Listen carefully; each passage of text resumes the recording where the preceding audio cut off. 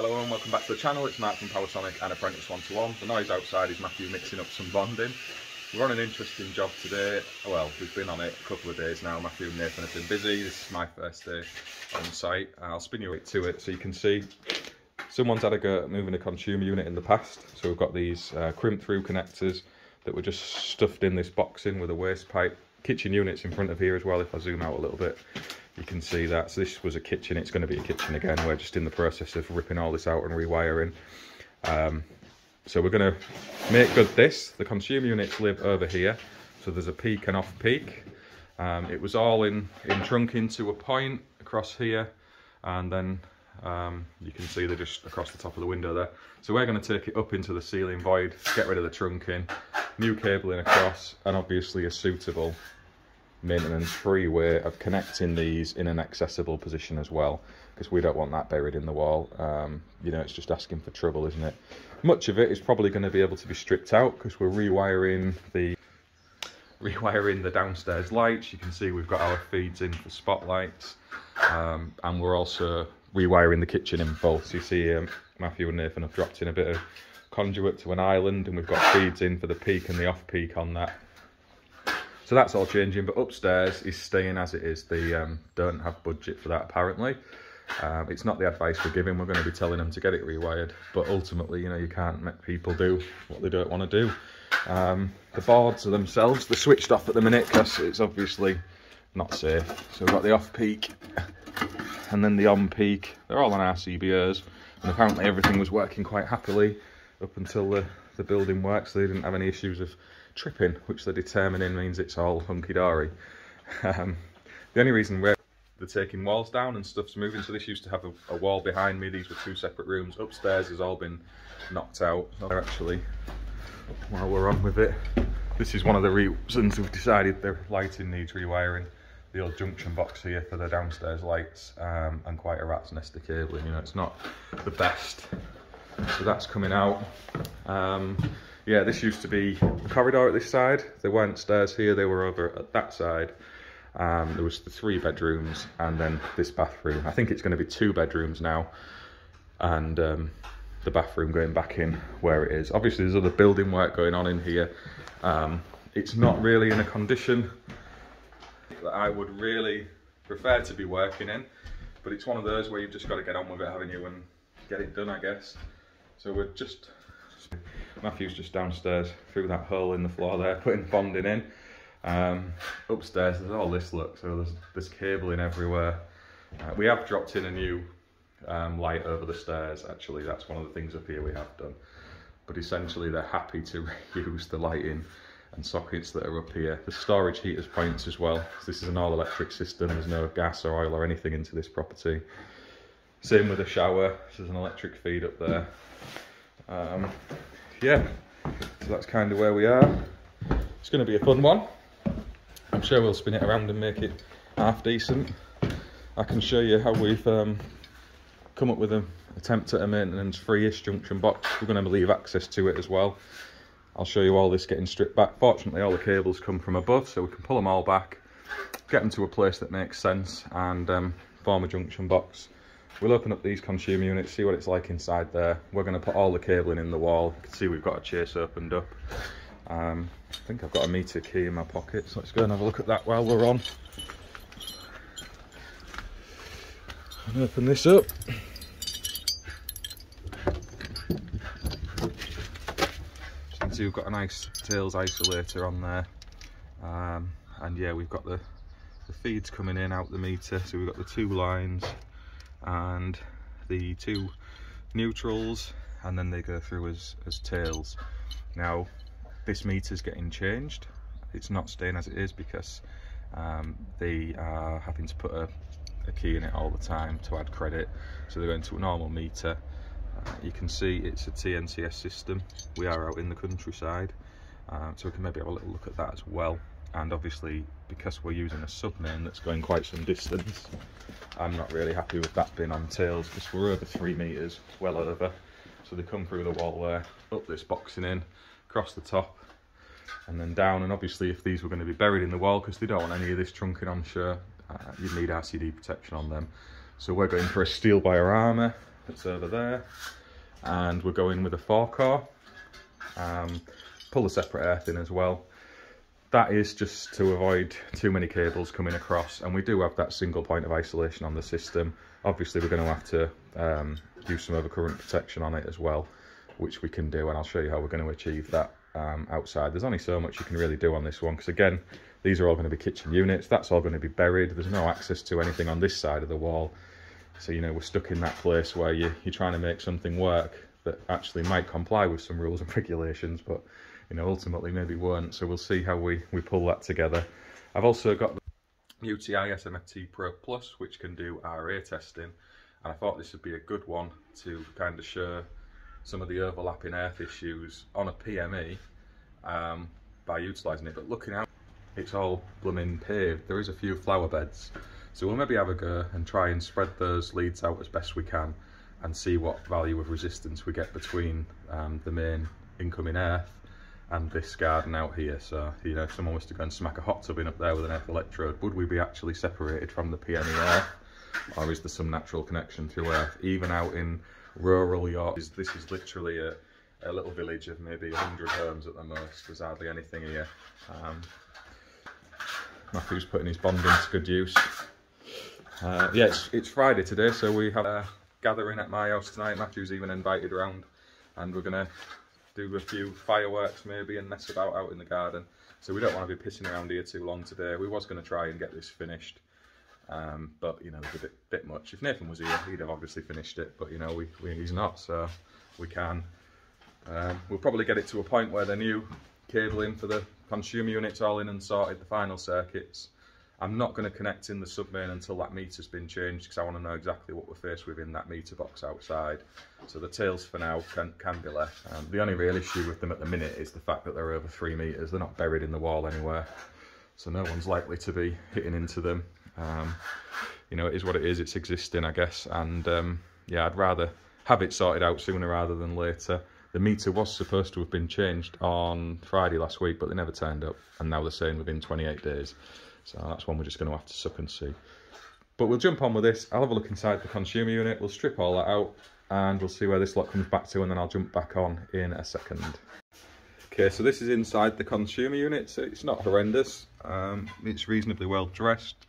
They are quite big openings at the back, but at the end of the day, they're not going anywhere. The fly leads, they're always going to be irritating, but it does look like someone's put a bit of effort in the way it's been put together. A bit of excess copper on show over this side on the shower circuit, and obviously the shower isolator is down by the fuse box rather than upstairs, but I guess, you know, it's got a point of isolation, so there we go.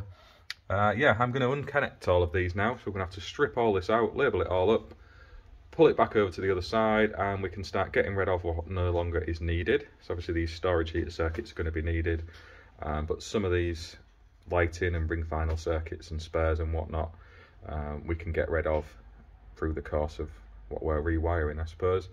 Best thing to do is mark everything up, be very careful, lots of labelling, and pull it back, see where it goes. I'll get on with that now. So we've got them all drawn back out of the board now. They're all pulled out the trunking, minus the tails and the earths. They're going to need sorting out in a minute. You can tell I'm enjoying it. The heater circuits and the socket circuits, so the 2 rings and the off-peak storage heater ones are coming up this way.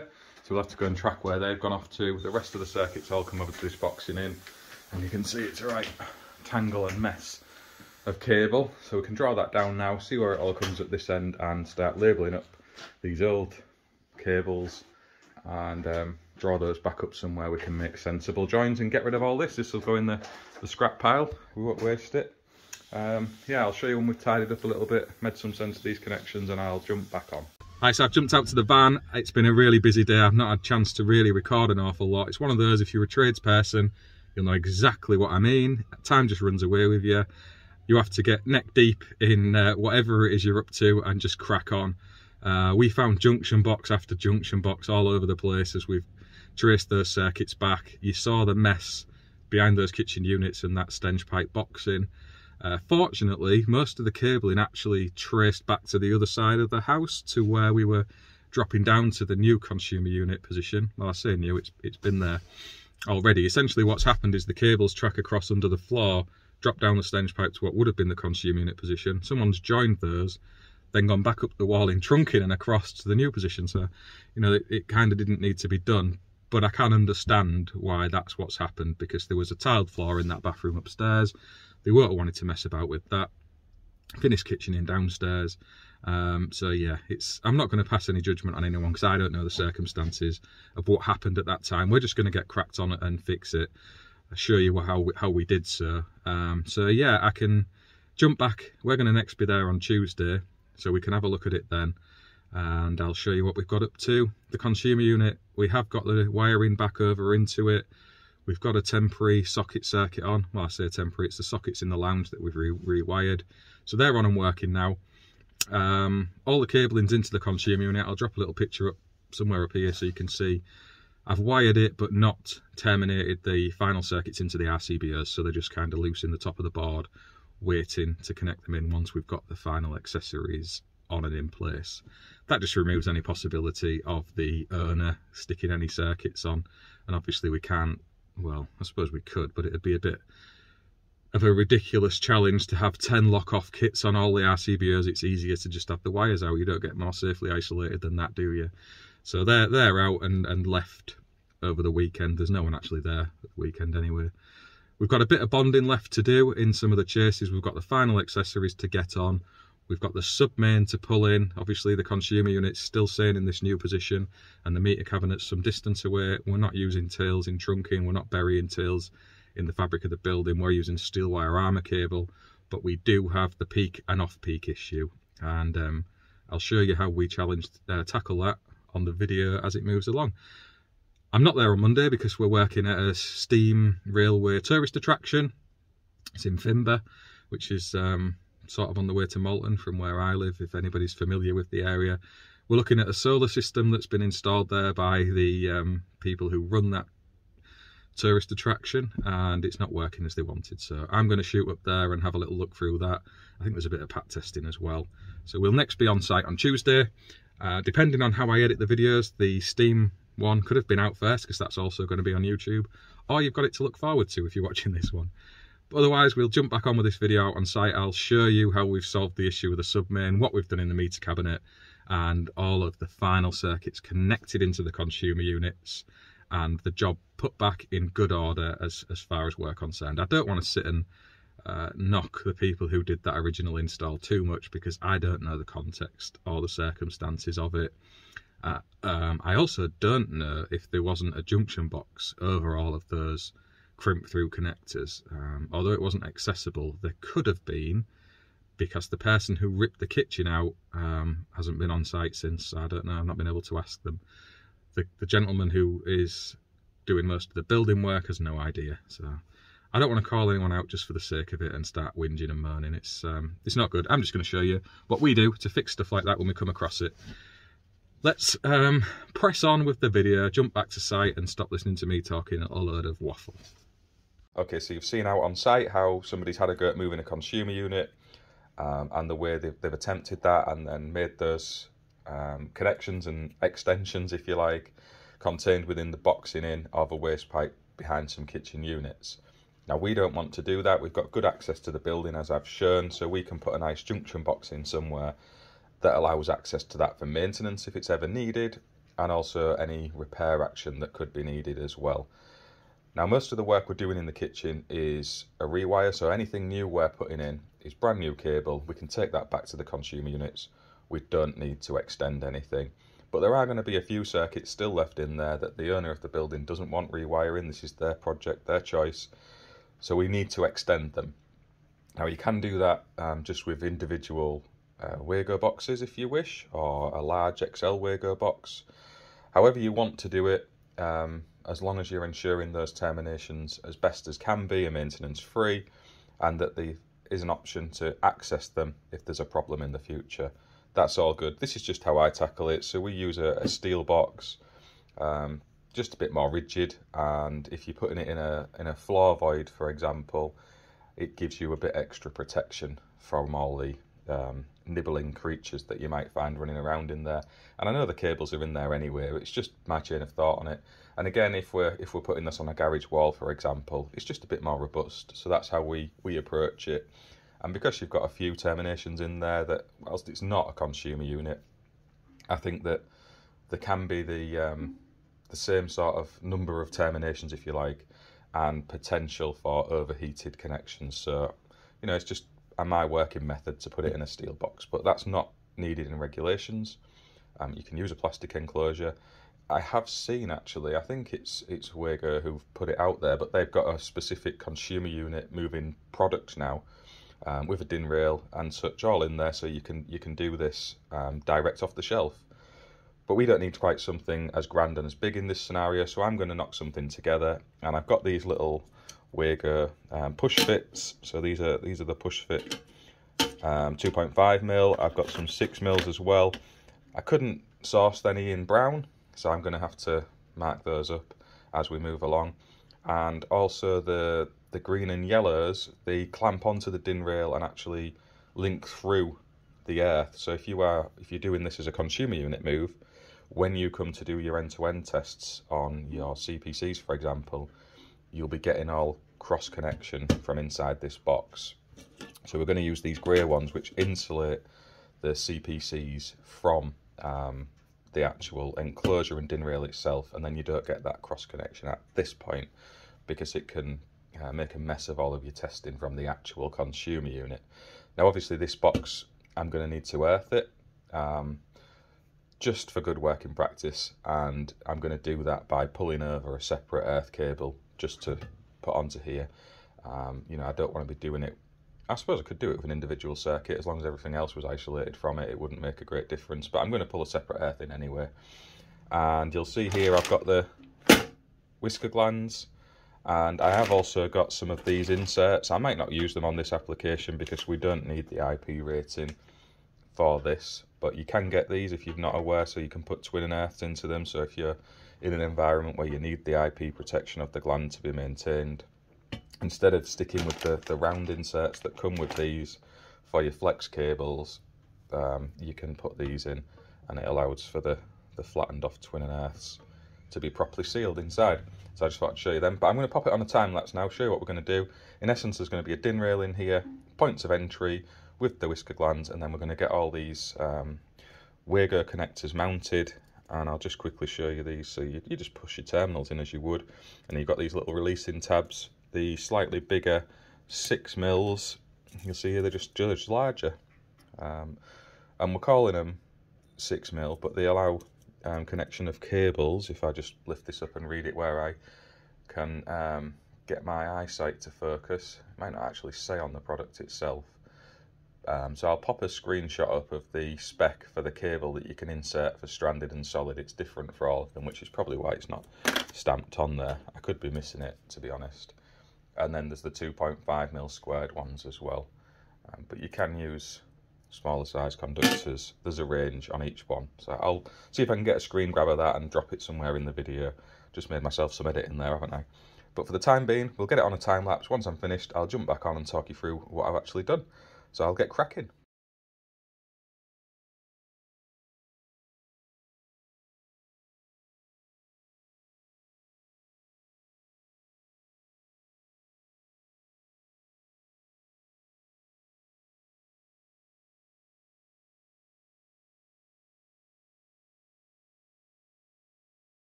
So there we have the little junction box. That's what we're going to call it. I suppose it is really, isn't it? Made up. You can see here I've got the whisker glands on with the lock nuts, and they're all ready for the cables to be brought in. It is going to be a little bit tight on the wiring room, but I'm sure we'll make a neat job of it, and I'll show you that when it gets installed out on site, so you can see the finished article as well. Obviously clear labelling on this is key, so any of the incoming cables will label on the sheaths where they lead up to the glands, and then internal to the little enclosure as well, I'll use some heat shrink or wraparound tags just to identify what each cable is, where it's from, where it's going to, and we can put a nice label on the lid as well, and also at the consumer unit. But I'll show you all that on site anyway. essentially what we've got here is the DIN rail that's nut and bolted through the actual enclosure itself. I've put a secondary set of washers and nuts on the threads on the inside of here. Normally I always say nuts out, so if you're doing any kind of tray or an enclosure where you've got cables inside, it's always, in my opinion, better to have the nuts facing out so you've not got any edges in there to snag on the cabling.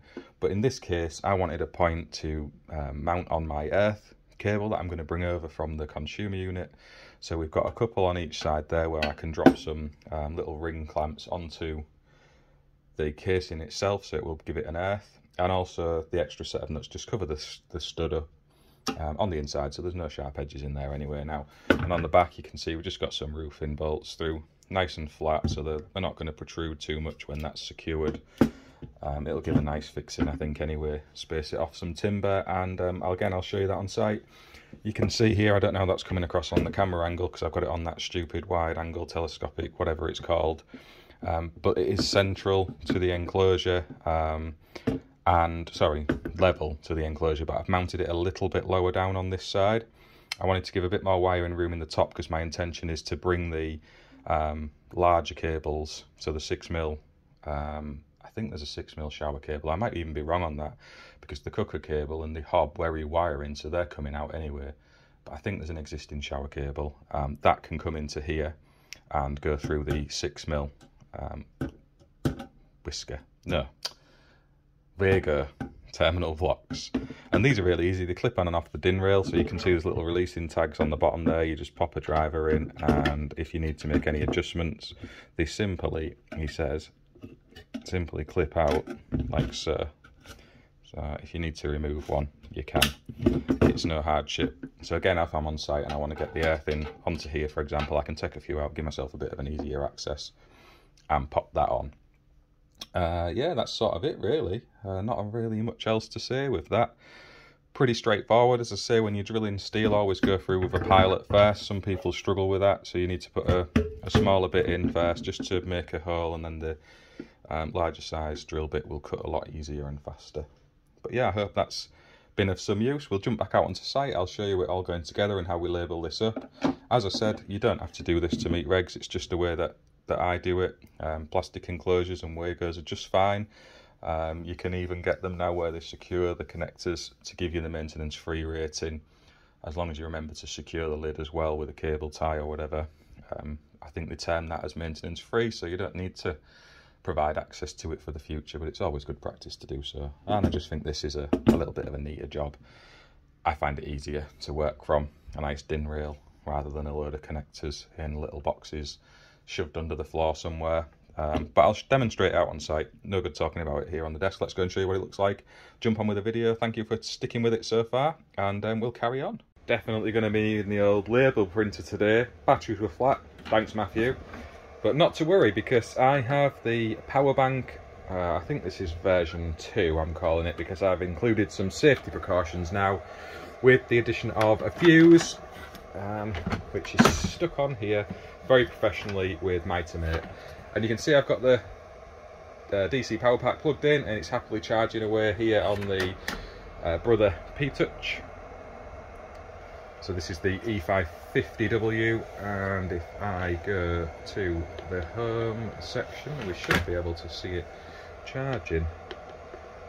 Let's clear everything down. There we go. So you can see that charging away at the bottom there. And yeah, this will be nice and full for me now when we get to site and label up that nice junction box that we've got to sort out in the consumer unit. You'll see here it's popped into the charging cigarette outlet in the van. That feeds in through this professional cable and keeps it topped up while I'm on the move. It's not going to put loads of charge in there, but it helps. Just fills it up for free while I'm driving around, and obviously take it into the office and fill it up from time to time when needed. Let's jump inside and get on with some actual work.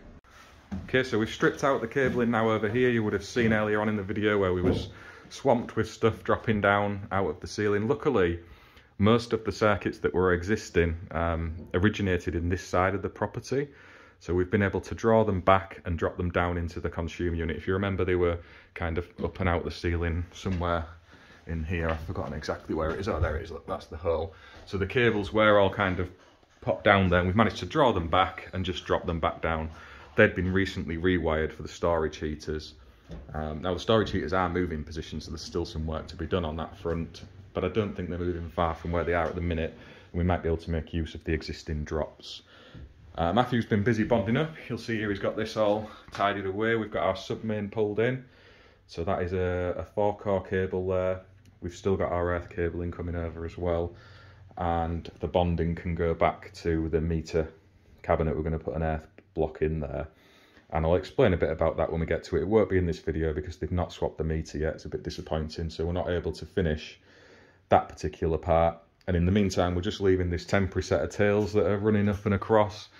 They're not the neatest. We're going to secure them a little bit better just so they're safe for the time being, and that's so we can get the power on in this consumer unit. You'll see here we've got a few circuits labelled up temporarily where we've got the water heater on, so at least they can get some hot water. The temporary sockets, as we're calling them, which are the ones in the lounge. We've got the kitchen socket and the cooker outlet, all powered. This is the off-peak board. You see there's no tails in it, so there's no power to that, but we've redressed it, got the cables down and into it. Submain's at the bottom there, waiting to be popped in. We've drawn that across. We've come over this way, so we're in the right zones for drilling that cable. Come across, drop down the boxing in, and then punched out into the meter box. The existing holes that were already in these joists, you'll see they've actually been notched underneath. We've reused them, they were already there, so it made sense to draw the new cabling through rather than, you know, make fresh ones. So we've got that sorted, because that seemed to be the case, that all the wiring in the existing property came along this way, drilled across over here, dropped down the boxing. It was then joined in the way I showed you earlier, run back up and across in this trunking down to the consumer unit. So you had all that extra length. We've been really fortunate in being able to pull it apart in that way. So that saved us having to have any connections under the floor, and that little box I've showed you earlier on in this video hasn't now been used. But that's grand. We've got the kitchen ring on in here, so it's only a small ring final circuit. We've got a couple of sockets on it there, one down there. This is a couple of radials out to the island, off peak and on peak. And again, the spotlights, the customers had a change of heart. They did have non-fire rated light fittings that we were going to pop fire hoods on because they got them out of a sale from Wix, but they're going to change them for fire rated lights instead, which is grand. As I showed you before, we've got the bit of conduit in there that can be filled up, tidied away. See out the rest of the house, we've still got a lot of the old cabling to strip out now, which is what Matthew's on with at the minute.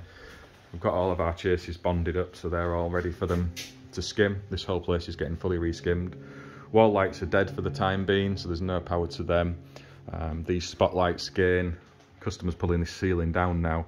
They had a little accident falling through it over there, and rather than just patch and make good, they're just going to reboard the whole thing. It's a bit simpler. But we're now stuck waiting for them to move this along. It is a bit of a DIY project on their part.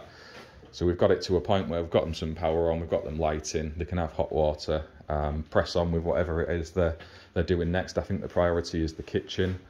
So we've got a new feed over to there where Matthew is now to go to the upstairs lights. So he's just pulling the junction box apart that I showed you earlier on in the video to get some power back up there as well. I still think we're going to end up rewiring those upstairs lights, but for the minute, that's the intention. There's too much that's changed up there. I don't think they realise that it's not a case of just banging some new light fittings up. So I'm sure we'll get asked to sort that out. But yeah, that's sort of where we're at on this one. We're going to close this video off at this stage so you can at least see some progress. When we're fully finished and we've got the meter replaced, I can show you what we're going to do out there in terms of the submain over to the off-peak and peak boards. There's a few different ways you can tackle it. Some people run separate cabling, some do it combined. You need overcurrent protection, whatever you're doing. Obviously with a steel wire armour, we can bury that in the fabric of the building without RCD protection, so that's why we've gone for that. And yeah, it's one of those, and I'll save it for that video to talk about it in full. But you need a means of isolation for the installation, and it's if you're going to call the peak and off-peak one installation or two. People view that in different ways, so we can talk about stuff like that on that video. So yeah, we'll kind of leave that there for now. I hope you've enjoyed watching this. If you've got any comments, drop them in below and we'll try and answer them if we can. There will be a further video on this to explain the submain. I do want to show you that and what we've done on that. I know people tackle it in different ways, so you can run separate cables on your submains, you can do them combined. Whatever you're doing, you need to make sure you've got the right overcurrent protection and a means of isolating the installation, but I'll cover that at that point in the video. Otherwise, thank you for watching. Get involved with the comments if you haven't already. Subscribe to the channel, thumbs up, thumbs down, let me know if you're enjoying these sort of videos, and I will keep them coming. As I said, we've got one on a steam railway next, I think, or it could be the review of the TIS test equipment actually. But I'll catch you on the next video, whatever it is. Thanks for watching.